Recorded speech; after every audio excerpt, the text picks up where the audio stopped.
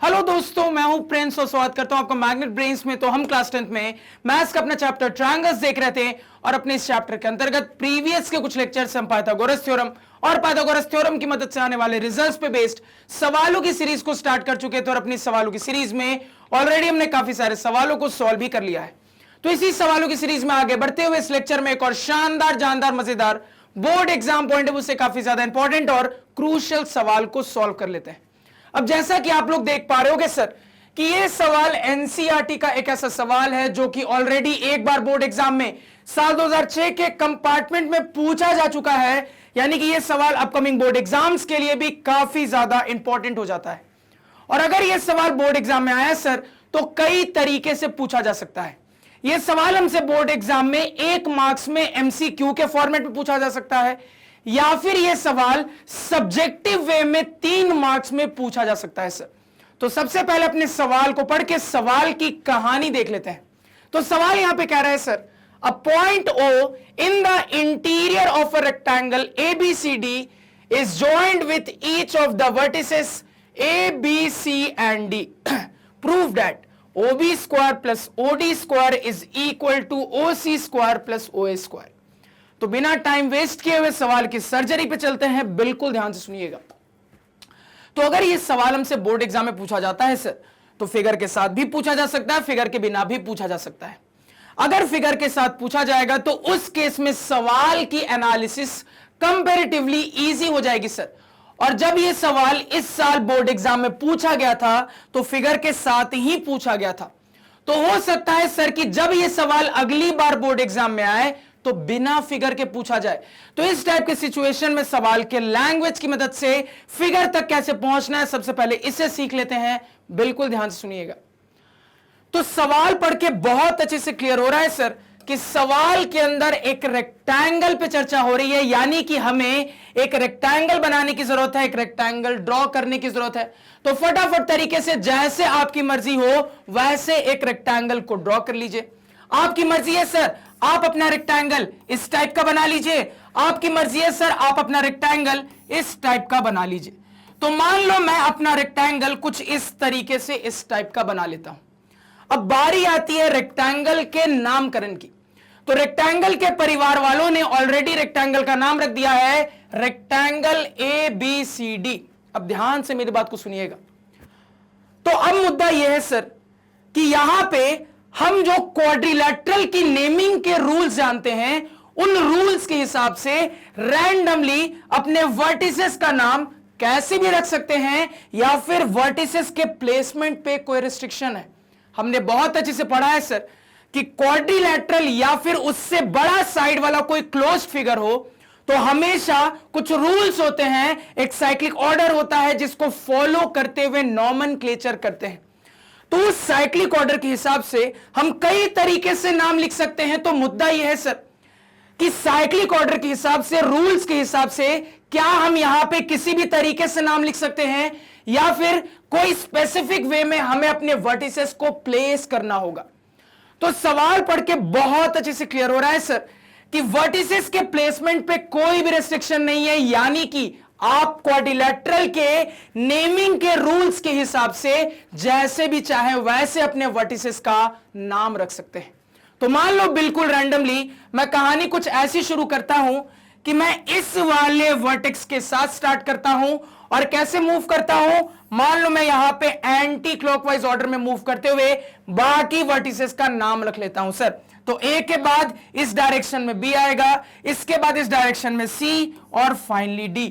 तो अपने क्वाड्रिलेटरल के नेमिंग के रूल्स के हिसाब से हमने बिल्कुल रैंडम तरीके से अपने रेक्टेंगल ABCD का यहां पे नाम रख लिया है सर। तो रेक्टेंगल ABCD हमारे सामने बनके तैयार हो चुका है। आप अगर चाहते सर तो क्वाड्रिलेटरल के नेमिंग के रूल्स के हिसाब से किसी दूसरे तरीके से भी नाम लिख सकते थे, कोई दिक्कत नहीं है। इतना क्लियर हुआ, क्लियर होना चाहिए। तो अब इस रेक्टेंगल से रिलेटेड क्या बात चल रही है, ध्यान से सुनना। तो अगर मैं यहां पे सवाल को यहां से लेकर यहां तक देखता हूं सर, तो यहां पे पढ़ के मुझे समझ में आ रहा है कि मुझे बोला जा रहा है कि मेरे रेक्टेंगल के इंटीरियर में, मेरे रेक्टेंगल के अंदर एक पॉइंट है। मुझे बोला जा रहा है सर मेरे रेक्टेंगल के इंटीरियर में, मेरे रेक्टेंगल के अंदर एक पॉइंट है। अब ध्यान से सुनिएगा सर, ये रहा हमारा रेक्टेंगल और ये रहा मेरे रेक्टेंगल के अंदर का एरिया, मेरे रेक्टेंगल के अंदर का स्पेस। तो मुझे बोला जा रहा है सर कि मेरे रेक्टेंगल के अंदर, मेरे रेक्टेंगल के इंटीरियर में कोई पॉइंट है। अब इंटीरियर में उस पॉइंट को कहां मानना है सर? यहां माने, यहां माने, यहां माने, यहां माने, यहां माने, यहां माने, यहां माने, यहां माने, यहां माने। अगर कहां पे इंटीरियर में पॉइंट को माने सर? क्योंकि सवाल ने यहां पे बिल्कुल भी क्लियर नहीं किया है कि आपको इंटीरियर में अपना वो एक पॉइंट कहां पे मानना है। अब चूंकि ये क्लैरिटी सवाल पढ़ के नहीं मिल रही है कि इंटीरियर में पॉइंट को कहां मानना है, इसी वजह से आपकी मर्जी है, आप इंटीरियर में जहां चाहो वहां पे पॉइंट को मान लो। मान लो बिल्कुल रैंडमली मैं अपने इंटीरियर वाले पॉइंट को यहां पे मान लेता हूं सर। क्लियर हो गया? तो उस इंटीरियर वाले पॉइंट का क्या नाम रखना है यह भी सवाल ने बता दिया। सवाल ने बता दिया है कि आपके रेक्टेंगल के जो इंटीरियर वाला पॉइंट है उसका नाम रखना है पॉइंट ओ। तो ये वाले पॉइंट का क्या नाम हो जाएगा सर?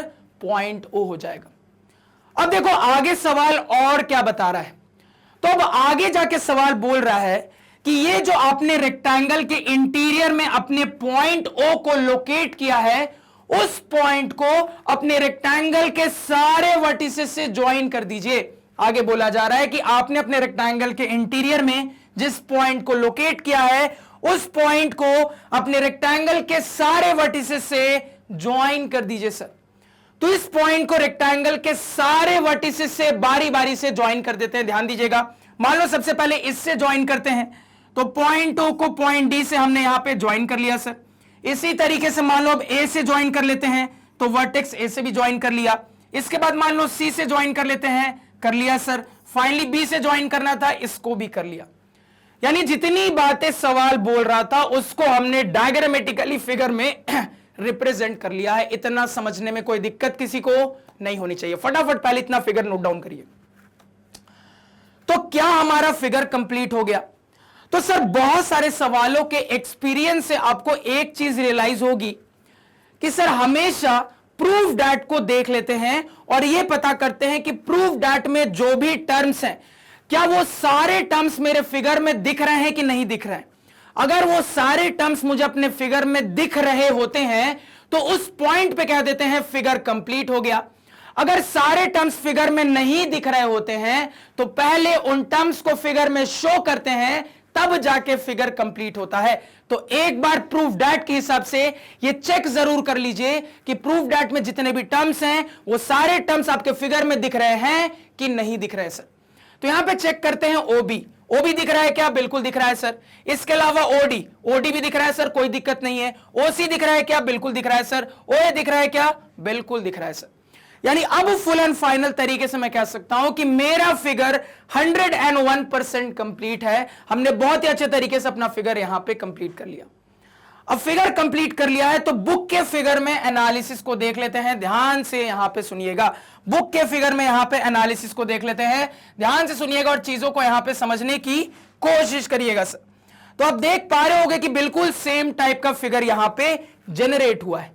तो पूरी एनालिसिस यहां पे शिफ्ट करते हैं तो मजेदार चीजों को ऑब्जर्व करना स्टार्ट करते हैं सर। बिल्कुल ध्यान से सुनिएगा। तो अब आ जाते हैं मुद्दे पे, अपने प्रूफ डैट पे। तो ये जो हमें प्रूफ करना है सर, अगर इस प्रूफ डैट के टर्म्स को देखें तो टर्म्स क्या क्या है? टर्म्स है सर ओबी, ओडी, ओसी और ओए। तो इन टर्म्स को सबसे पहले अपने फिगर में हाईलाइट करते हैं। तो ओबी कहां है भैया? ओबी, ये रहा ओबी। इसके बाद ओडी कहां है भैया? ओडी, ये रहा ओडी। इसके बाद ओसी, ये रहा ओसी। और फाइनली ओए, ये रहा ओए। तो मेरे प्रूफ डैट में जितने भी टर्म्स हैं उनको फिगर में हाईलाइट करने के बाद मुझे समझ में आ रहा है सर कि मुझे जो भी प्रूफ करना है उस प्रूफ डैट में ट्रायंगल के पार्ट स्क्वायर के टर्म में आ रहे हैं। मुझे दिख रहा है चीजों को हाईलाइट करने के बाद कि मुझे जो भी प्रूफ करना है उसमें ट्रायंगल के पार्ट्स स्क्वायर के टर्म में आ रहे हैं। तो अगर मैं आपसे पूछूं कि क्या आप कुछ ऐसे रिजल्ट जानते हो जहां पे ट्रायंगल के पार्ट्स आपको स्क्वायर के टर्म में मिलते हैं? कहोगे सर रिसेंटली हमने बहुत सारे ऐसे रिजल्ट पढ़े हैं जहां पे हमें अपने रिजल्ट में ट्रायंगल के पार्ट स्क्वायर के टर्म में मिलते हैं। कौन कौन से रिजल्ट पढ़े हैं सर? तो इस टाइप के जो रिजल्ट्स हमने पढ़े हैं सर वो है पाइथागोरस थ्योरम, इसके अलावा एक्यूट एंगल ट्रायंगल वाला रिजल्ट, ऑब्ट्यूस एंगल ट्रायंगल वाला रिजल्ट, साइड मीडियन वाले 2 रिजल्ट। अब मुद्दा यह है सर कि इस सवाल को सॉल्व करने के लिए अगर इनमें से कोई एक कंसेप्ट काम करेगा तो वो एक कंसेप्ट कौन सा होगा, या फिर इस सवाल को सॉल्व करने के लिए अगर इनमें से मल्टीपल कंसेप्ट काम करेंगे तो वो मल्टीपल कंसेप्ट क्या क्या होंगे। अब इन सवालों का जवाब ढूंढते हैं। अगेन ध्यान से सुनिएगा। तो इतना तो कंफर्म हो रहा है सर कि ये लास्ट वाला कंसेप्ट नहीं लगेगा, क्योंकि सवाल के अंदर कहीं पे भी मीडियन से रिलेटेड कोई भी चर्चा नहीं हो रही है, यानी कि लास्ट वाला तो रिजेक्ट हो गया सर। अगेन यहां पे ऑब्जर्व हो रहा है सर कि एक्यूट ऑब्ट्यूस वाला भी रिजल्ट काम नहीं करेगा, क्योंकि सवाल के लैंग्वेज में ना ही डायरेक्टली ना ही इनडायरेक्टली किसी एक्यूट एंगल या फिर ऑब्ट्यूस एंगल पे फोकस करते हुए बात हो रही है, यानी कि ये भी रिजेक्ट हो गए। क्या बचा है सर? पाइथागोरस का रास्ता बचा है। यानी कि अब मुझे समझ में आ चुका है कि इस सवाल को सॉल्व करने के लिए, इस प्रूफ दैट को प्रूव करने के लिए मुझे पाइथागोरस का सहारा लेना पड़ेगा। और ऐसे भी पता है सर कि पाइथागोरस यूनिवर्सल होता है, डैडी होता है, इस टाइप के हर सिचुएशन में काम करता है। कहीं पे भी मुझे ऐसी सिचुएशन मिलती है जहां पे मेरे रिजल्ट में, मेरे प्रूफ दैट में मुझे ट्रायंगल के पार्ट स्क्वायर के टर्म में दिखते हैं सर, वहां पे पाइथागोरस को अप्लाई किया जा सकता है। हम बहुत अच्छे से जानते हैं सर। तो पाइथागोरस पे अब हम कंफर्म हो चुके हैं कि सवाल को सॉल्व करने के लिए पाइथागोरस का इस्तेमाल करना पड़ेगा। इतना समझने में कोई दिक्कत क्या अगेन नहीं होनी चाहिए। अब ध्यान दीजिएगा यहां पे। तो पाइथागोरस लगना है। पाइथागोरस कहां लगता है सर? तो पाइथागोरस को अप्लाई करने के लिए आपके पास राइट एंगल ट्रायंगल होने चाहिए सर। तो फिगर आपके सामने है। अब एक बहुत इंटरेस्टिंग चीज आपको फिगर में ऑब्जर्व होगी, बिल्कुल ध्यान से सुनना।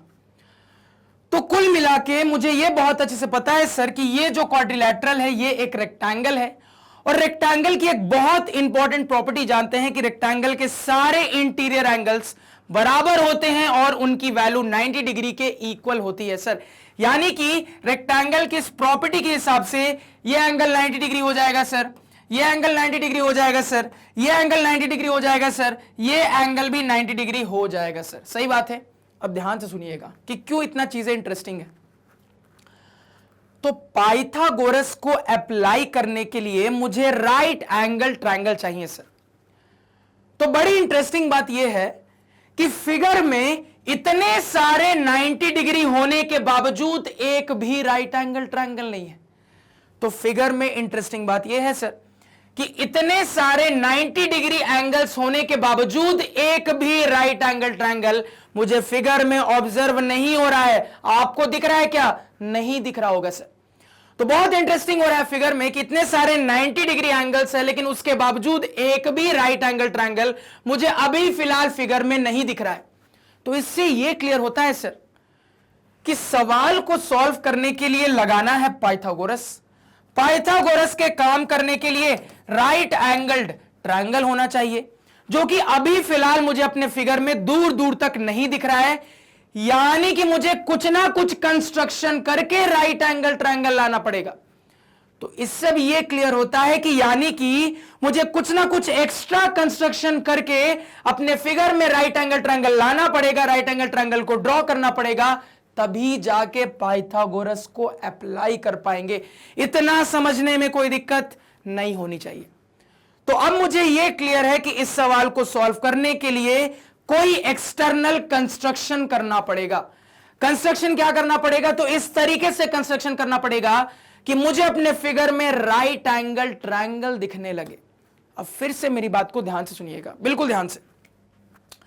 अब मुद्दा यह है सर कि फिगर में किस टाइप का कंस्ट्रक्शन किया जाए, फिगर में कैसे कंस्ट्रक्शन किया जाए कि मुझे अपने फिगर में राइट एंगल ट्रायंगल दिखने लगे। अब ये कौन बताएगा? अगेन हमें अपना सवाल बताएगा, अपना प्रूफ दैट ही बताएगा कि कैसे कंस्ट्रक्शन के लिए दिमाग लगाना है। बिल्कुल ध्यान से सुनिएगा, ये क्या बोल रहा है, कान लगा के सुनते हैं, बिल्कुल ध्यान से सुनना। देखो तो कुल मिला के ये क्लियर है सर कि सवाल सॉल्व करने के लिए पाइथागोरस लगा होगा, यानी कि ये वाला जो प्रूफ डेट है सर ये पाइथागोरस से आया है। पाइथागोरस काम करता है राइट एंगल ट्रायंगल में, तो इससे ये भी क्लियर होता है सर कि ये जितने भी स्क्वायर वाले टर्म हैं, ये जितने भी स्क्वायर वाले टर्म हैं, ये मेरे राइट एंगल ट्रायंगल के साइड रहे होंगे, तभी तो कहानी ऐसी आई होगी। तो इससे ये क्लियर होता है सर कि मेरे प्रूफ डैट में ये जितने स्क्वायर वाले टर्म हैं, ये मेरे राइट एंगल ट्रायंगल के साइड रहे होंगे, तभी तो मेरे राइट एंगल ट्रायंगल में पाइथागोरस लगा होगा और ये टर्म्स निकल के आए होंगे सर। तो मुझे अब ये क्लियर है कि मुझे इस तरीके से राइट एंगल ट्रायंगल बनाने की जरूरत है कि मेरे राइट एंगल ट्रायंगल के साइड के तौर पे मुझे ये सारी चीजें अपने फिगर में दिखने लगे। तो अब मुझे ये क्लियर है कि मुझे इस तरीके से कंस्ट्रक्शन करना है, इस तरीके से राइट एंगल ट्रायंगल को ड्रॉ करना है कि मेरे राइट एंगल ट्रायंगल में साइड के तौर पे ये चारों के चारों पार्ट्स मुझे दिखने लगे। ये बहुत अच्छे से क्लियर है और चारों पार्ट्स को आपके सामने मैंने यहां पे ऑलरेडी हाईलाइट करके रखा है। अब ध्यान से मेरी बात को फिर से सुनना सर। इस स्टेप को सोचने के बाद तुरंत आपके दिमाग में एक और चीज आनी चाहिए, ये आना चाहिए सर दिमाग में कि चलो ठीक है, यानी कि मुझे अपने राइट एंगल ट्रायंगल को इस तरीके से ढूंढना है कि मेरे राइट एंगल ट्रायंगल के साइड के तौर पे इनका इस्तेमाल होना चाहिए।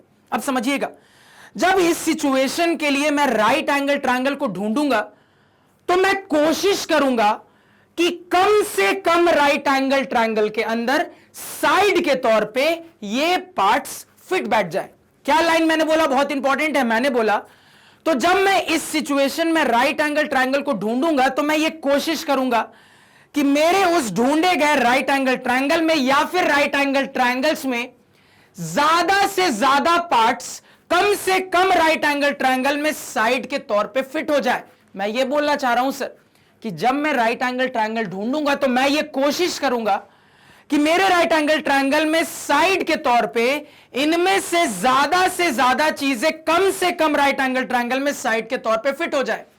क्योंकि अगर मैं कम से कम राइट एंगल ट्रायंगल में साइड के तौर पे इनको फिट करने में कामयाब हो जाता हूं तो मेरे पास पाइथागोरस लगाने के लिए कम से कम राइट एंगल ट्रायंगल रहेंगे, यानी कि मेरे पास कम से कम पाइथागोरस के रिजल्ट आएंगे। और ऑब्वियस सी बात है सर, कम रिजल्ट्स को एनालाइज करना ज्यादा आसान है, ज्यादा रिजल्ट्स को एनालाइज करना थोड़ा सा मुश्किल है। इसी वजह से हर इस टाइप के सिचुएशन में हम ऐसा जरूर सोचेंगे। तो इस पॉइंट को कॉपी पे नोट डाउन कर लीजिए कि कहीं पे आपको यह रियलाइज हो गया कि आपको कुछ एक्सटर्नल कंस्ट्रक्शन करके राइट एंगल ट्रायंगल लाना है, तो राइट एंगल ट्रायंगल ढूंढते वक्त, राइट एंगल ट्रायंगल बनाते वक्त हम यह ध्यान रखेंगे कि कम से कम राइट एंगल ट्रायंगल में इनमें से ज्यादा पार्ट्स को फिट बैठा पाए। ये सभी को क्लियर हुआ। अब जैसे ही ये क्लियर हुआ तो देखो क्या दिमाग चल रहा है, बिल्कुल ध्यान से सुनना। तो यहां पे जिस तरीके से मेरे पास चीजें हैं उसको देख के देखो मुझे क्या समझ में आ रहा है। तो मुझे समझ में आ रहा है सर कि अगर मैं यहां पे इस पर्पल वाले ट्रायंगल को उठाता हूं सर, तो इसके अंदर इस 1 2 3 4 चीजों में से 1 2 चीजें फिट बैठ गई। इसी तरीके से अगर मैं इस वाले को ट्रायंगल को उठाता हूं सर, तो इसमें भी बची हुई जो 2 पार्ट्स थे, 2 चीजें थी, ये फिट बैठ गई। तो 2 ट्रायंगल में मैंने 4 पार्ट्स को फिट तो बैठा दिया साइड के तौर पे, लेकिन क्या ये ट्रायंगल राइट एंगल ट्रायंगल है? कहोगे नहीं है सर। हमें यह ध्यान रखना है कि राइट एंगल ट्रायंगल में ही फिट बैठने चाहिए। फिर आपने सोचा चलो ठीक है, ऐसे काम नहीं हुआ, किसी दूसरे तरीके से सोचते हैं। अगेन ध्यान से सुनना। अब आप यहां पे बोल सकते हो सर ऐसे फिट बैठाने की कोशिश करते हैं। अगर इन ट्रायंगल्स को सेलेक्ट करके काम करें तब सर, तो इन ट्रायंगल को सेट करिएगा तो अगेन आपको दिख रहा है इस वाले ट्रायंगल में 4 में से 2 पार्ट फिट आ गए, इस वाले में 4 में से 2 पार्ट फिट आ गए सर। तो चारों पार्ट्स कम से कम ट्रायंगल में फिट तो बैठा लिए, लेकिन सर अगेन ये ट्रायंगल मेरे राइट एंगल ट्रायंगल नहीं है। मुद्दा यह है कि आपको कम से कम ट्रायंगल में अपने पार्ट्स को, ज्यादा से ज्यादा पार्ट्स को फिट बैठाना है। तो आपने ट्रायंगल्स में तो फिट बैठा दिया, लेकिन ये ट्रायंगल्स राइट एंगल ट्रायंगल नहीं है सर। आपको राइट एंगल ट्रायंगल में फिट बैठाना है। तो देखो इससे क्या समझ में आता है। तो इससे अब बहुत क्लियरली यह समझ में आ रहा है सर कि आप कुछ भी कर लें, इन चारों पार्ट्स को कंबाइंड वे में दो राइट एंगल ट्रायंगल में तो फिट नहीं बैठा सकते हैं। अब ये बहुत अच्छे से ये क्लियर हो रहा है सर कि आप कुछ भी कर ले तो इन चारों के चारों पार्ट्स को कंबाइंड वे में दो राइट एंगल ट्रायंगल में तो फिट नहीं बैठा सकते हैं सर। ये बहुत अच्छे से समझ में आ रहा है। तो इस सब कॉमन सेंस से ये क्लियर हो रहा है सर कि जरूर इस तरीके से मुझे कुछ कंस्ट्रक्शन करना पड़ेगा कि ये जो चारों पार्ट्स हैं ये मेरे चार राइट एंगल ट्रायंगल के अलग अलग साइड बने। तो इससे मुझे ये समझ में आ रहा है कि अगर चार पार्ट दो राइट एंगल ट्रायंगल में फिट नहीं हो पा रहे हैं, यानी कि ज्यादा राइट एंगल ट्रायंगल की जरूरत पड़ेगी। कितने की जरूरत पड़ेगी सर? तो क्लियर हो रहा है कि कुछ ऐसा कंस्ट्रक्शन करना पड़ेगा कि ये जो चार पार्ट्स हैं ये साइड के तौर पे चार राइट एंगल ट्रायंगल में आ जाएं। तो इससे यह भी क्लियर हो रहा है कि अब चार राइट एंगल ट्रायंगल में मुझे पाइथागोरस लगाने की जरूरत पड़ेगी, यानी कि मेरे पास पाइथागोरस के चार रिजल्ट आएंगे। तो चीजों को कम करने के लिए हमने सोचा, लेकिन इस फिगर में फिट नहीं बैठी चीजें। क्लियर हो गई सर?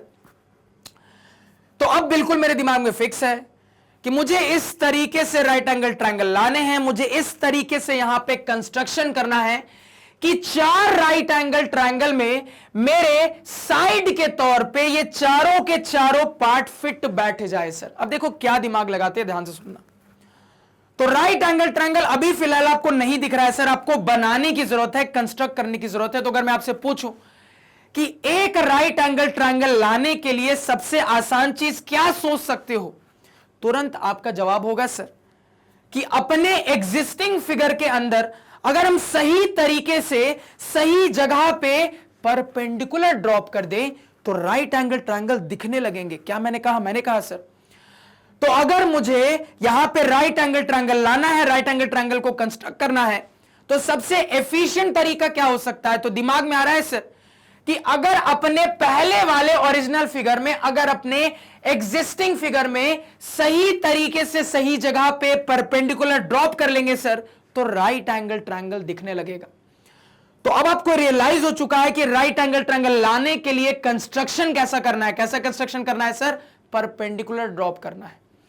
अब मुद्दा यह है कि कहां पे किस तरीके से परपेंडिकुलर ड्रॉप करना चाहिए। तो इसका जवाब हमें बहुत अच्छे से मिल रहा है, तो बड़े ध्यान से समझना जवाब क्या मिल रहा है।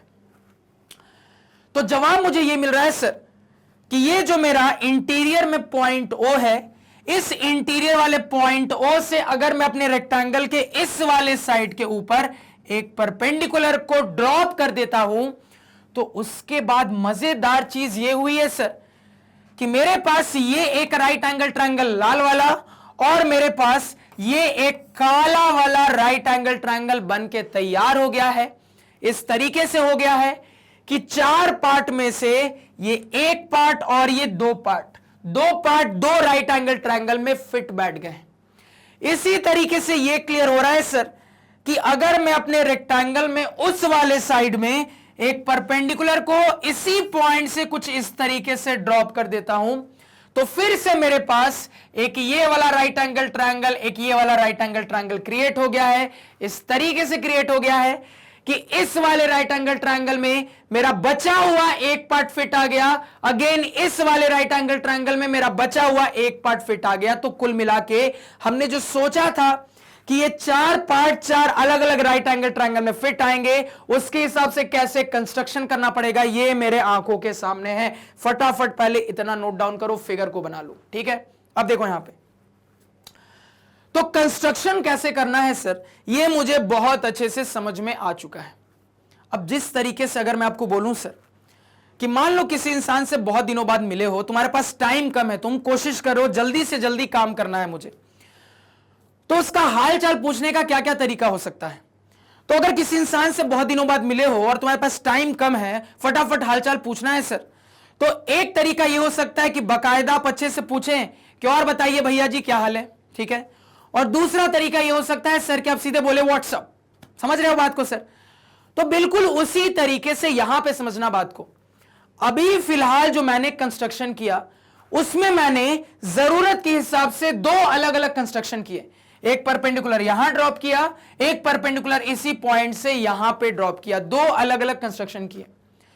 तो यहां पे अगर आप थोड़ा सा दिमाग लगाएंगे तो आपको समझ में आएगा सर कि इसी चीज को बताने का एक ज्यादा सिंपल, ज्यादा फास्ट तरीका, ज्यादा इजी तरीका हो सकता था।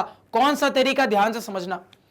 अगर मैं सीधे सीधे यहां पे बोल देता सर, समझिएगा बात को, अगर मैं सीधे सीधे यहां पे बोल देता सर कि मैं अपने इस इंटीरियर पॉइंट ओ से एक लाइन को इस तरीके से ड्रॉ कर रहा हूं कि ये वाली जो लाइन है सर, ये मेरे इसी रेक्टेंगल के इन दोनों साइड्स के पैरेलल है, तो क्या सेम बात नहीं हो जाती?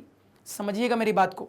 ये जो मैंने कंस्ट्रक्शन किया कि इस पॉइंट से इस पे परपेंडिकुलर ड्रॉप किया, इस पॉइंट से इस पे परपेंडिकुलर ड्रॉप किया, क्या इन दो कंस्ट्रक्शन को मैं सीधे सीधे ऐसा नहीं बोल सकता था कि मैंने अपने इस रेक्टेंगल के इंटीरियर पॉइंट से मेरे रेक्टेंगल के इन साइड्स के पैरेलल एक लाइन को ड्रॉ कर लिया? क्या दोनों बातें सेम नहीं है? थोड़ा सा दिमाग लगाओ, थोड़ा सा सोचो। कहोगे बिल्कुल सेम है सर। क्यों सेम है? तो दोनों बातें इसलिए सेम है क्योंकि जैसे ही आप ये बोल देते हो कि बाय कंस्ट्रक्शन आपने अपने रेक्टेंगल के इन साइड्स के पैरेलल इस वाली लाइन को ड्रॉ किया है सर, तो तुरंत अब देखो यहां पे क्या साबित हो जाएगा। तो ये रेक्टेंगल है, यानी कि सर ये तो 90 डिग्रीज है, कॉर्नर के एंगल्स पता है, तो समझिएगा बात को सर, ये इसके पैरेलल, ये ट्रांसवर्सल का काम कर रहा है, यानी कि ये एंगल इसके बराबर हो जाएगा, corresponding angles are equal. Clear हो गया सर? अगेन मुझे पता है कि एक स्ट्रेट लाइन पे पूरा का पूरा लीनियर पेयर 180 डिग्री बनता है, तो अगर इतना एंगल 90 है तो ये बचा हुआ एंगल भी 90 होगा। बिल्कुल उसी तरीके से हम यहां पे बात कर लेंगे, तो ये 90 और ये 90 प्रूव हो जाएगा। तो क्या सेम बात नहीं हो गई? बिल्कुल सेम टू सेम बात हो गई सर। तो आप एग्जाम में चाहो तो कंस्ट्रक्शन में ये लिख सकते हो कि मैंने अपने इंटीरियर पॉइंट से इस पे भी परपेंडिकुलर ड्रॉप किया, इस पे भी परपेंडिकुलर ड्रॉप किया, ये आप लिख सकते हो, कोई दिक्कत नहीं है। लेकिन इसी बात को बताने का ये वाला तरीका एक ज्यादा बेहतर तरीका होगा, क्योंकि इस तरीके में आपने दो कंस्ट्रक्शन नहीं किया, आपने सिंगल कंस्ट्रक्शन से, एक ही कंस्ट्रक्शन से पूरी वही सेम टू सेम बात बोल दी, क्योंकि अल्टीमेटली हम उसी रिजल्ट पे पहुंच गए हैं सर। इधर पे परपेंडिकुलर ड्रॉप है, इधर पे परपेंडिकुलर ड्रॉप है। तो अगर ऐसे बोलोगे कि अपने रेक्टेंगल के इंटीरियर पॉइंट से एक लाइन को मैंने अपने रेक्टेंगल के इन साइड्स के पैरेलल ड्रॉप किया है सर, तो बोलने का ज्यादा बेहतर तरीका रहेगा। तो ये बोलने पर अब मेरे सामने मेरे 4 राइट एंगल ट्रायंगल मुझे दिख रहे हैं। कौन कौन से दिख रहे हैं सर? मार्क कर लेते हैं फटाफट।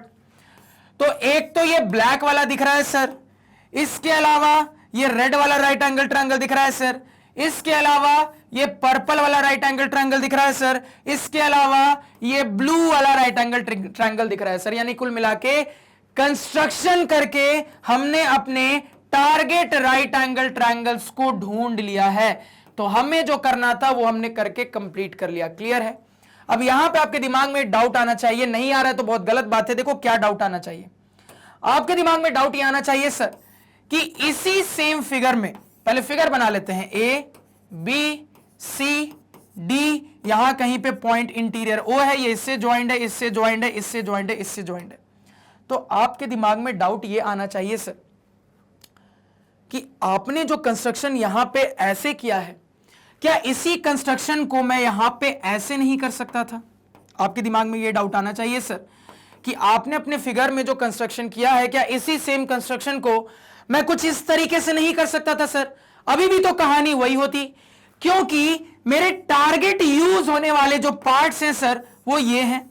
और अगर मैं यहां पे अब इस तरीके से कंस्ट्रक्शन करने के बाद राइट एंगल ट्रायंगल के सिलेक्शन की बात करता हूं, तो ये राइट एंगल ट्रायंगल दिख रहा है, ये वाला राइट एंगल ट्रायंगल दिख रहा है, ये वाला राइट एंगल ट्रायंगल दिख रहा है, और फाइनली ये वाला राइट एंगल ट्रायंगल दिख रहा है। तो अभी भी तो सेम बात हो रही है सर, लेकिन एक थोड़े से दूसरे तरीके से। क्या ऐसे बात नहीं की जा सकती थी? बिल्कुल की जा सकती थी सर। आप ऐसे भी कंस्ट्रक्शन ड्रॉ कर सकते थे, कोई दिक्कत नहीं है। अगर आप इस तरीके से कंस्ट्रक्शन करते तब आप क्या लिखते सर?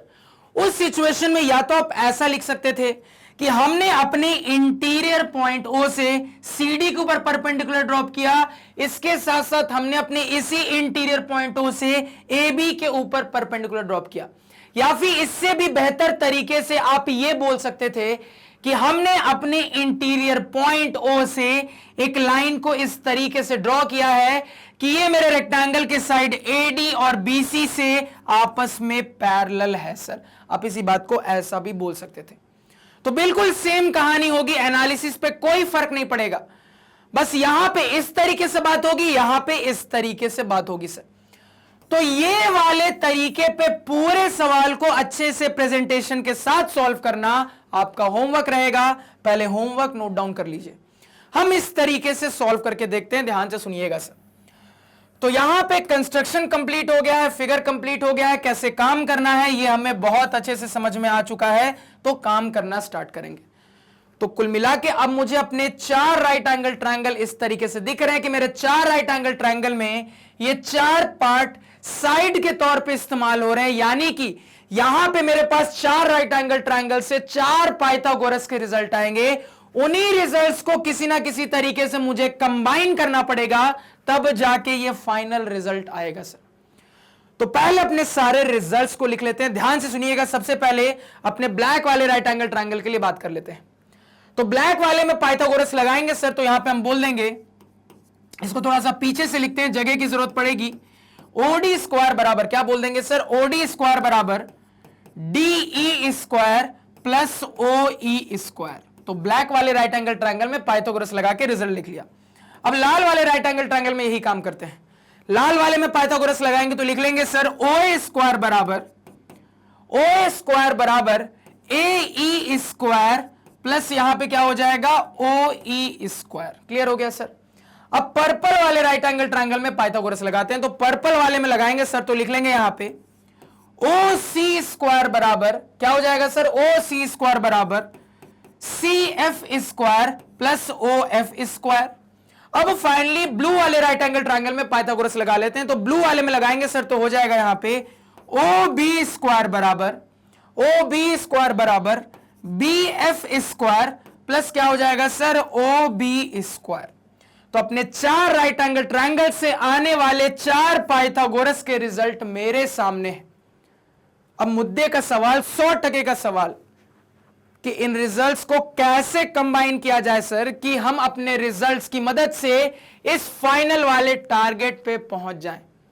तो अगेन कैसे कंबाइन करना है यह भी मुझे अपना प्रूफ डैट ही बताएगा। देखो मैंने कल की क्लास में क्या समझाया था कि पूरा जवाब सवाल के अंदर ही छिपा होता है। कान लगा के ध्यान से सुनेंगे, ये सारा जवाब आपको बता देगा, बस आपको आवाज सुनाई देनी चाहिए कि ये क्या बोल रहा है सर। ठीक है, तो मैं कान लगा के सुनता हूं तो मुझे सब सुनाई देता है, आपको भी सुनाई देने लगेगा।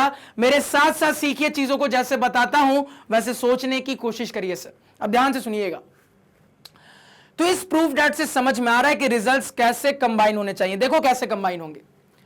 तो मेरा जो प्रूफ डैट है सर, मेरा प्रूफ डैट 2 पार्ट्स में बटा है।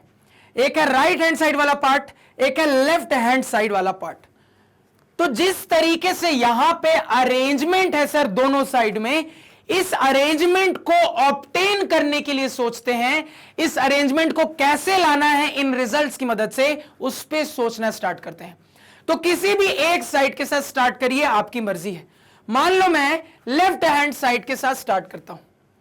तो लेफ्ट हैंड साइड के टर्म्स क्या हैं सर, लेफ्ट हैंड साइड में मुझे चाहिए ओबी और ओडी। अब आपके पास जो रिजल्ट है उसमें यह ढूंढिए कि ओबी और ओडी आपको कहां दिख रहा है। तो कहोगे सर ओडी यहां पे दिख रहा है और ओबी यहां पे दिख रहा है, यानी कि सर मुझे इससे यह समझ में आ रहा है कि मेरे लेफ्ट हैंड साइड को लाने के लिए इन दोनों को कंबाइन करना पड़ेगा। कैसे कंबाइन करना पड़ेगा यह भी समझ में आ रहा है। मुझे अपने लेफ्ट हैंड साइड को देख के समझ में आ रहा है सर कि ओबी और ओडी स्क्वायर वाले टर्म प्लस साइन के साथ आ रहे हैं, यानी कि अगर मैं अपने इन दोनों शॉर्ट लिस्टेड रिजल्ट्स को आपस में ऐड कर देता हूं तो जैसे रिक्वायरमेंट लेफ्ट हैंड साइड की है वो रिक्वायरमेंट पूरी हो जाएगी। तो जो समझ में आ रहा है सर फटाफट अप्लाई कर दीजिए। तो ये वाली इक्वेशन क्या, पहले इसको फिर से अलग से लिख लेते हैं सर। तो ये वाली है ओडी स्क्वायर बराबर यहां पे ओडी स्क्वायर बराबर यहां पे डीई स्क्वायर प्लस ओई स्क्वायर, और ये ब्लू वाली है सर ओबी स्क्वायर बराबर यहां पे B F square plus O B square. O B square बराबर यहां पे थोड़ा सा गड़बड़ हुआ, इसको सही कर लेना। OB स्क्वायर बराबर क्या हो जाएगा, तो BF स्क्वायर, OB स्क्वायर बराबर BF square plus OF square हो जाएगा। इसको थोड़ा सा सही कर लेना, क्या हो जाएगा सर, ये OF स्क्वायर हो जाएगा। क्लियर हो गया, हाँ सही है। अब ध्यान दीजिएगा यहां पे, तो BF square plus OF square हो गया सर। तो कैसे कंबाइन होंगे रिजल्ट, तो हमें ये बहुत अच्छे से क्लियर है सर कि अपने रिजल्ट्स को मुझे ऐड करना है, तो ऐड करने पे बिल्कुल मैचिंग LHS मुझे मिल जाएगा सर। तो मैचिंग LHS यहां पे बना के देखते हैं, ध्यान से सुनिएगा।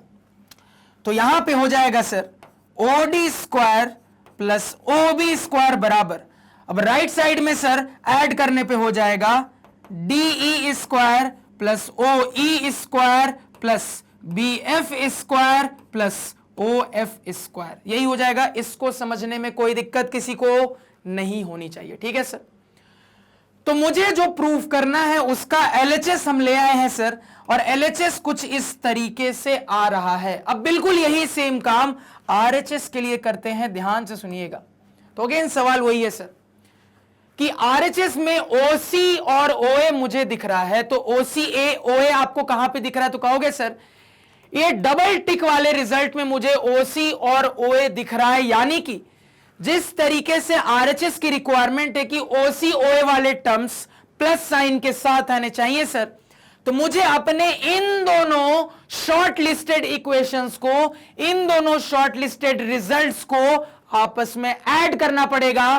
तो RHS जैसी बिल्कुल मैचिंग वाली चीज बन के तैयार हो जाएगी। कर लेते हैं सर, तो यहां पे करते हैं। तो पहले इनको लिख लेते हैं दोबारा से।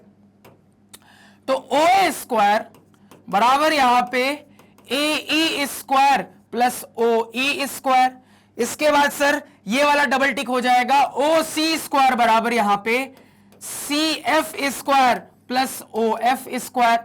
तो रिक्वायरमेंट के हिसाब से मुझे समझ में आ चुका है सर कि मुझे ऐड करने की जरूरत है, ऐड कर लेते हैं। तो ऐड करेंगे तो मेरे पास आ जाएगा OA square plus OC square बराबर राइट साइड में हो जाएगा AE square plus OE square plus CF square plus OF square. इतना समझने में कोई दिक्कत किसी को नहीं होनी चाहिए। अब भावनाओं को यहां पे समझिएगा। तो दो कॉम्बिनेशन रिजल्ट मेरे सामने आए, तो कुल मिला के अब मेरे पास ये जो दो कॉम्बिनेशन रिजल्ट आए हैं, इसमें मुझे दिख रहा है सर कि आधे हिस्से में मेरा LHS छुपा है और इधर आधे हिस्से में मेरा RHS छुपा है। तो अगर ये वाली चीज मुझे यहां पे इस वाली चीज के बराबर प्रूव करनी है, तो कॉमन सेंस से ये समझ में आ रहा है सर कि अगर मैं इस वाले हिस्से को इस वाले हिस्से के बराबर प्रूव कर देता हूं तो मेरा काम हो जाएगा। तो अपने दो कॉम्बिनेशन रिजल्ट में मुझे समझ में आ रहा है सर कि अगर मैं इस वाले हिस्से को इस वाले हिस्से के बराबर प्रूव कर देता हूं तो मेरा काम हो जाएगा। तो अब मेरा पूरा फोकस इस हिस्से को बराबर प्रूव करने पे है। तो ध्यान से सुनिएगा। तो इधर भी 1 2 3 4 टर्म है, इधर भी 1 2 3 4 टर्म है। इन चारों टर्म को पहले बड़े ध्यान से ऑब्जर्व करिए। तो ध्यान से ऑब्जर्व करिएगा तो 4 में से 2 टर्म तो आपको दोनों जगह दिख जाएंगे सर। आपको OE स्क्वायर और OF स्क्वायर, OE स्क्वायर और OF स्क्वायर तो दोनों जगह दिख रहा है। यानी कि सर ये जो मुझे बराबर प्रूफ करना है, इनके 4 टर्म में से 2 टर्म से तो कोई प्रॉब्लम ही नहीं है, क्योंकि दोनों जगह ये 4 में से 2 चीजें बिल्कुल सेम टू सेम है। तो प्रॉब्लम कहां है सर? प्रॉब्लम यहां पे है कि अगर मैं किसी तरीके से अपने इन ब्लैक वाले गोलों को इस ब्लैक वाले गोलों के बराबर प्रूफ कर देता हूं तो कुल मिला के पूरा पार्ट सेम हो जाएगा, तो ऑटोमेटिकली इसको भी इक्वल प्रूफ कर देंगे। तो अब मुझे रियलाइज हो चुका है कि अगर मैं फाइनली इन ब्लैक गोलों को इन ब्लैक गोलों के बराबर प्रूफ कर देता हूं या फिर इन ब्लैक गोलों को इन ब्लैक गोलों के बराबर प्रूफ कर देता हूं तो मेरा काम हो जाएगा सर। अब ध्यान से सुनिएगा, ये जो मुझे बराबर प्रूफ करना है उसको फिगर में हाईलाइट करके देखते हैं, अपने आप समझ में आ जाएगा कैसे बराबर प्रूफ होगा। तो मान लो इन वाले ब्लैक गोलों को पहले हाईलाइट करते हैं। तो AE और CF, तो कहां है भैया AE? तो ये रहा सर AE और ये रहा मेरा CF, ठीक है सर। तो इनको किसके बराबर प्रूफ करना है सर? तो इनके बदले मुझे DE/BF लाना है। देखो यहां पे DE/BF लाना है सर। तो ये रहा आपका DE, ये रहा सर आपका DE और ये रहा सर आपका BF। तो इनके बदले ये लेके आना है। कुछ सोच सकते हो क्या फिगर देख के? कुछ दिमाग चल रहा है क्या? बिल्कुल आपका दिमाग चलना चाहिए। तुरंत आप कह दोगे सर कि बड़ी आसानी से मैं इसको इससे रिप्लेस कर दूंगा, इसको इससे रिप्लेस कर दूंगा। क्यों बड़ी आसानी से रिप्लेस कर दूंगा? तो बहुत अच्छे से मुझे क्लियर हो रहा है सर कि जैसे ही मैंने बाय कंस्ट्रक्शन इस इंटीरियर पॉइंट से इस पैरेलल लाइन को ड्रॉ किया है सर, तो मैं बड़ी आसानी से इसको भी रेक्टेंगल प्रूफ कर दूंगा, इसको भी रेक्टेंगल प्रूफ कर दूंगा। अरे भैया यहीं पे दिख रहा है, ये रेक्टेंगल था, यानी कि ये क्या है सर? 90 डिग्री है। और आपने बाय कंस्ट्रक्शन यहां 90 यहां 90 प्रूफ कर दिया, तो आपको ऊपर वाले क्वाड्रिलैटरल में दिख रहा है कि चारों के चारों इंटीरियर एंगल 90 डिग्री है। तो अगर किसी क्वाड्रिलैटरल के चारों इंटीरियर एंगल 90 डिग्री होते तो क्या वो रेक्टेंगल नहीं कहलाता? बिल्कुल कहलाता है। तो आपने इस ऊपर वाले को रेक्टेंगल प्रूफ कर दिया। अब रेक्टेंगल की प्रॉपर्टी होती है opposite sides are parallel and equal, यानी कि ये इसके बराबर प्रूव हो गया सर। तो जो रिक्वायरमेंट थी फुलफिल हो गई। बिल्कुल सेम तरीके से यहां पे भी बड़ी आसानी से आपने इसको रेक्टेंगल साबित कर दिया। रेक्टेंगल की प्रॉपर्टी होती है opposite sides are parallel and equal, यानी कि सर ये इसके बराबर प्रूव हो गया। तो जो करना था वो भी समझ में आ गया, कैसे करना है वो भी समझ में आ गया। अब बड़ी आसानी से मैं यहां पे रिप्लेसमेंट कर लेता हूं सर। क्या रिप्लेसमेंट कर लूंगा? तो यहां पे AE के बदले मैं BF ला सकता हूं सर, और यहां पे CF के बदले मैं DE ला सकता हूं सर। अब कुल मिला के जैसे ही मैं रिप्लेसमेंट कर दूंगा तो मुझे दिख रहा है पूरी चीजें सेम टू सेम हो गई, यानी ये पूरा पार्ट इस पूरे पार्ट का सेम टू सेम हो गया। तो यहां से मैं तुरंत कह दूंगा कि ये भी इसके बराबर हो जाएगा, और जैसे ही ये मैं बोल देता हूं तो जो मुझे प्रूफ करना था वो हमने प्रूफ कर लिया। फटाफट नोट डाउन कर लीजिए। तो मजा आया, चीजें समझ में आई? बिल्कुल आनी चाहिए, इंपॉर्टेंट सवाल है सर, इसलिए इतने अच्छे से चीजों को हमने डिस्कस किया। क्लियर है? तो ये जो मैंने अप्रोच बताया ये आपको सब्जेक्टिव अप्रोच बताया, 3 नंबर वाला आपको अप्रोच यहां पे बताया। तो आई होप आपको यहां पे कहानी समझने में कोई दिक्कत नहीं है। तो सबसे पहले जो होमवर्क दिया था वो एक होमवर्क है सर कि अगर मैं कंस्ट्रक्शन इस तरीके से करता तब पूरा सवाल आप इसी तरीके से सॉल्व करके खुद से देखना, तो आपको पता चलेगा, बड़ी आसानी से कर लोगे। और यहां पे प्रॉपर प्रेजेंटेशन के साथ इस तरीके से सब चीज को कॉपी पे लिखना आपका होमवर्क रहेगा। अब मुद्दे पे आते हैं सर कि अगर यही सवाल 1 मार्क्स में MCQ के फॉर्मेट में पूछा जाएगा तो कैसे कैसे पूछा जा सकता है। बड़े ध्यान से मेरी बात को यहां पे सुनिएगा कि अगर यही सेम सवाल MCQ के फॉर्मेट में पूछा जाता है तो कैसे कैसे पूछा जाएगा।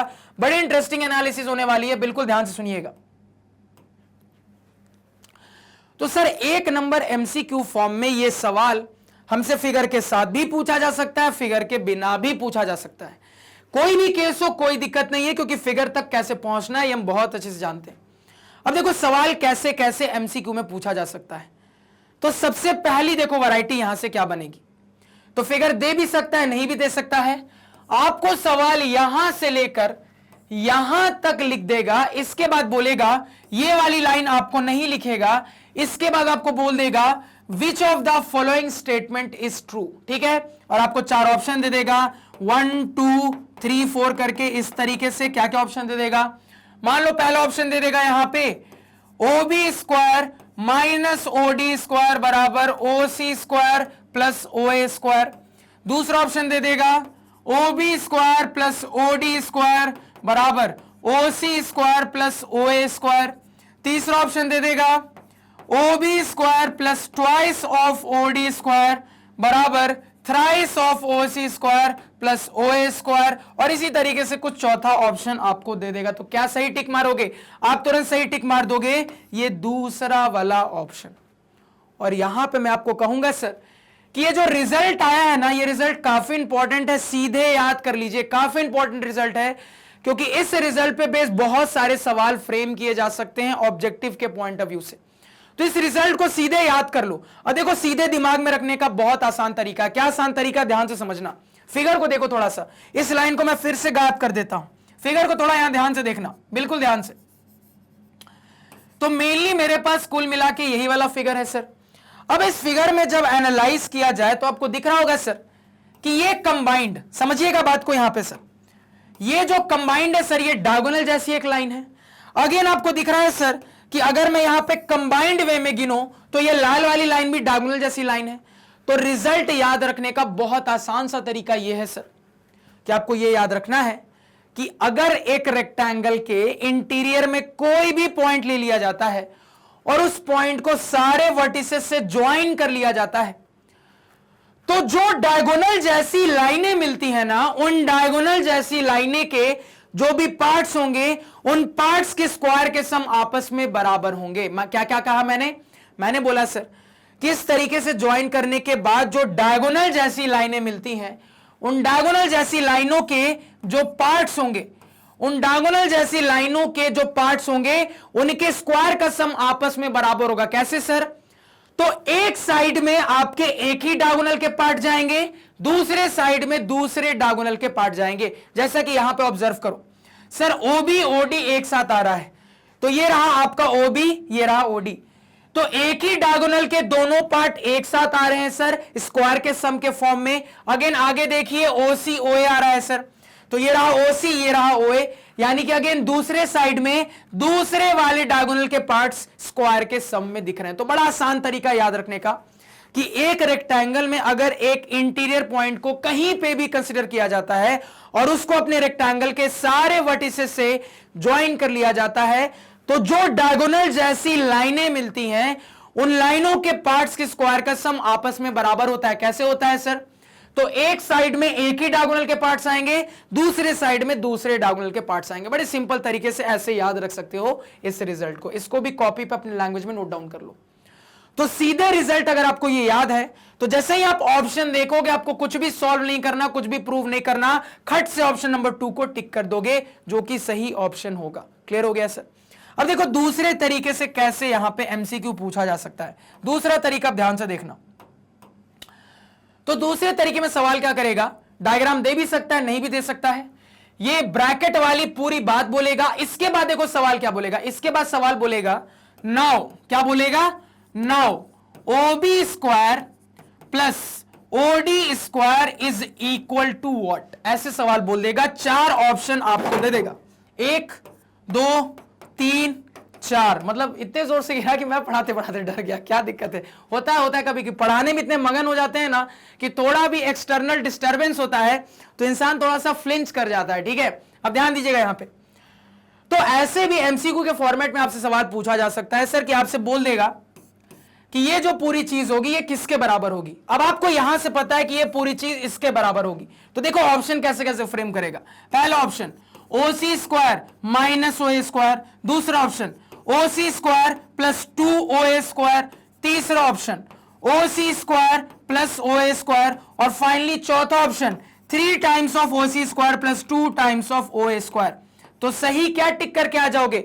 तो मैंने आपको कहा इंपॉर्टेंट रिजल्ट है, सीधे दिमाग में रखिएगा। तो सही ऑप्शन नंबर 3 तुरंत टिक करके आ जाओगे। क्लियर हो गया? अब एमसीक्यू में पूछे जाने का एक दूसरा फॉर्मेट आपको दिखा दिया।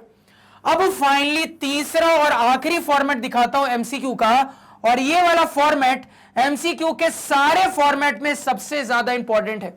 यानी इन दोनों फॉर्मेट से भी ज्यादा इंपॉर्टेंट है ये वाला फॉर्मेट, क्योंकि देखो डाटा बना के सवाल पूछ देगा। क्या करेगा, बड़े ध्यान से सुनना। तो ब्रैकेट वाली लाइन आपको बोल देगा, फिगर दे भी सकता है, नहीं भी दे सकता है। उसके बाद वो इन 4 टर्म में से किन्हीं 3 टर्म की वैल्यू आपको बता देगा, चौथी ऑप्शन में पूछ लेगा। जैसे एग्जांपल के लिए ये पूरा सवाल लिख दिया, उसके बाद बोल देगा सवाल आपको हियर, मान लो आपको बोल दिया ओबी बराबर 3 सेंटीमीटर। इसके बाद मान लो आपको बोल दिया, मान लो इसको थोड़ा बढ़ा देते हैं, ओबी बराबर 5 सेंटीमीटर बोल दिया आपको।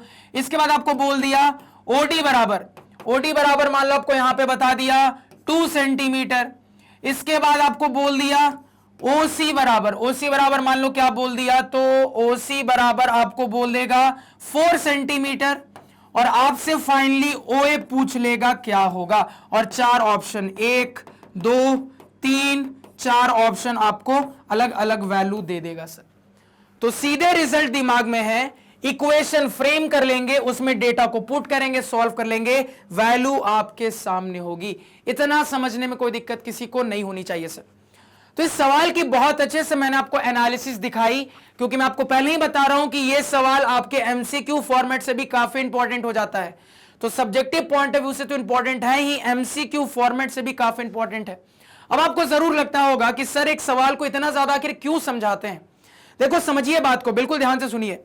अगर आपका टारगेट बोर्ड एग्जाम में बिल्कुल फोड़ना है, पूरे नंबर लाना है, तो होता यह है ना कि बोर्ड एग्जाम के पेपर में अगर हम अच्छे से तैयारी करें तो हम इतने तैयार होते हैं कि 4 से 5 सवाल को छोड़ के पूरे सवालों को बड़ी आसानी से बना दे। अगर एक स्टूडेंट मैथ्स के पेपर में अच्छे से तैयारी करे तो 4 से 5 सवाल को छोड़ के वो सारे सवाल को बड़ी आसानी से देखते ही एक नजर में बता देगा ये सवाल कैसे सॉल्व होगा। सर 100 लाने में, पूरे नंबर लाने में जो रोड़ा होते हैं ना, वो यही 4 से 5 सवाल होते हैं, क्योंकि ये सवाल या तो थोड़े क्रिटिकल थिंकिंग वाले, सोचने वाले सवाल होते हैं, या बिल्कुल नए सवाल होते हैं। अब समझना बात को, मान लो इतनी प्रैक्टिस के बाद भी आपके बोर्ड एग्जाम में कोई बिल्कुल नया सवाल आ जाता है, समझना बात को। अब कोई दूसरा स्टूडेंट रहेगा, वो डर जाएगा, कहेगा ये पढ़ा नहीं है, छोड़ के आ जाएगा। लेकिन आपको प्रिंस सर से पढ़ने की प्रैक्टिस है। प्रिंस सर हर सवाल पे कैसे सोचना है, कहानी की तरह ये सिखा चुके हैं आपको। अब चूंकि कैसे सोचना है ये आपको आता है, तो सवाल नया भी मिलेगा तो सोचने का तो तरीका नहीं बदलेगा ना सर, सोचने का तरीका तो वही सेम रहेगा ना। तो फटाफट आप पहले अपने पूरे पेपर को सॉल्व कर लेना। अब ये जो 3 से 4 या 4 से 5 टफ सवाल हैं, उस पे सर के सिखाए हुए क्रिटिकल थिंकिंग वाले तरीके से आप सोचोगे, अपने आप सवाल को सॉल्व कर दोगे। तो अगर आपका टारगेट पूरे नंबर लाना है तो आपको मेहनत करनी पड़ेगी, और इसी के लिए मैं आपके साथ इतनी मेहनत करता हूं, एक सवाल को इतने अच्छे तरीके से हर वे में समझाता हूं कि कैसे भी पूछ लिया जाए कोई दिक्कत नहीं है। देखो देखने में लगेगा कि हमने एक सवाल बनाया, लेकिन थोड़ा सा दिमाग लगाएंगे तो एक सवाल के अंदर हमने कितने सारे सवालों को सॉल्व कर लिया, क्योंकि मैंने आपको सिखा दिया कैसे कैसे सवाल सॉल्व किया जा सकता है, क्या क्या अप्रोच हो सकता है, कैसे कैसे सवाल पूछा जा सकता है, सब कुछ हमने यहां पे सीख लिया। तो उम्मीद करूंगा इस लेक्चर में जो भी पढ़ाया बहुत अच्छे से क्लियर है, कहीं कोई डाउट नहीं। अगर लगता है कहीं पे कोई भी डाउट है सर तो कोई दिक्कत नहीं, आप मेरे लेक्चर को उस पॉइंट पे दोबारा से देखें, आपका डाउट अपने आप क्लियर हो जाएगा। अगर इसके बाद भी डाउट क्लियर नहीं होता तो जरूर से कमेंट सेक्शन में बताएं। तो आज के पढ़ाए हुए नोट्स आप हमारे ऑफिशियल वेबसाइट magnetbrains.com से डाउनलोड कर सकते हैं, जिसका लिंक वीडियो के डिस्क्रिप्शन में है। magnetbrains.com पे आपको क्लास 4 से लेकर 12 तक सारे सब्जेक्ट्स और कोर्सेज मिल जाते हैं, वो भी सिस्टमैटिक ऑर्डर में अरेंज। और सबसे इंपॉर्टेंट बात, मैग्नेट ब्रेन्स दूसरे चैनलों जैसा नहीं है, जो कि शुरुआत का हल्का फुल्का कंटेंट तो फ्री में देता है, लेकिन बाकी के कंटेंट के लिए मनी मांगता है। यहां पे पूरा का पूरा कंटेंट पहले भी फ्री था, अभी भी फ्री है, आगे भी रहेगा। बस जरूरत है तो आपके प्यार और सपोर्ट की। तो अपना प्यार और सपोर्ट हम पे इसी तरीके से बनाए रखें। इसी नोट के साथ लेक्चर को एंड करते हैं सर। Thank you.